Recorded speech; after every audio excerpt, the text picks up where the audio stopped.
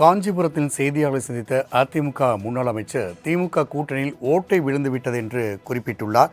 கூடுதல் விவர செய்தியாளர் ராஜேஷ் வழங்க கேட்கலாம். ராஜேஷ், விசிகாவினுடைய தலைவர் திருமாவளவனை சந்தித்த அதிமுக முன்னாள் அமைச்சர் வைகை செல்வன் இன்று காஞ்சிபுரத்தில் திமுக கூட்டணியில் ஓட்டை விழுந்துவிட்டது என்று தெரிவித்துள்ளார். இது குறித்தான கூடுதல் விவரங்களை பதிவு செய்யலாம். ராம்குமார், வணக்கம். கடந்த சில நாட்களுக்கு முன்பாக திருச்சியில் அதிமுகவினுடைய முன்னாள் அமைச்சராக இருக்கக்கூடிய வைகை செல்வன் மற்றும் விடுதலை சிறுத்தைகள் கட்சியினுடைய தலைவர் தொல் திருமாவளவன் ஆகியோர் சந்தித்து பேசியிருந்தார்கள்.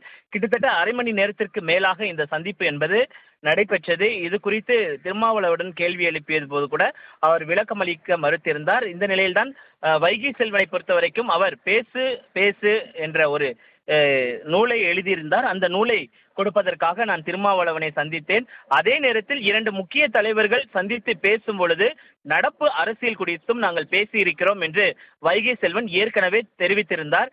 இந்த நிலையில்தான் காஞ்சிபுரத்தில் அதிமுக சார்பில் கண்டன ஆர்ப்பாட்டம் ஒன்று நடைபெற்றது. இதனைத் தொடர்ந்து செய்தியாளர்களை சந்தித்த வைகை செல்வனிடம் இந்த திருமாவளவன் அவரது வைகை செல்வன் சந்திப்பு குறித்து கேள்வி எழுப்பப்பட்டது.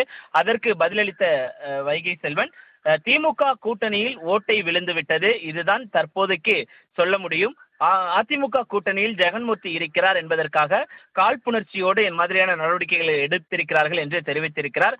அதாவது திமுக கூட்டணியில் ஓட்டை விழுந்து விட்டது என்பதற்கு அர்த்தம் விசிக மற்றும் சிபிஎம், அதாவது மார்க்சிஸ்ட் கம்யூனிஸ்ட் கட்சி ஆகிய போன்றவை தொடர்ந்து திமுக மீது தங்களுடைய அதிருப்தியை வெளிப்படுத்தி வருகிறார்கள்.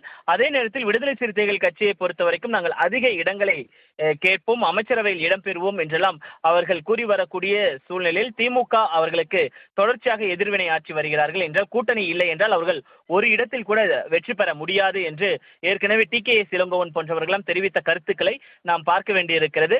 அந்த வகையில் வைகை செல்வன் இன்றைக்கு தெரிவித்திருக்கக்கூடிய இந்த கருத்து என்பது முக்கியத்துவம் வாய்ந்ததாக பார்க்கப்படுகிறது. ஏனென்றால் இந்த சந்திப்புக்கு பிறகாக முதல் செய்தியாளர் சந்திப்பில் திமுகவில் ஓட்டை விழுந்திருக்கிறது என்றால் விசிக அதிமுக பக்கமோ அல்லது வேறு சில கட்சிகளோடு பேசிக் கொண்டு இருக்கிறதா என்ற ஒரு கேள்வி என்பது எழுகிறது.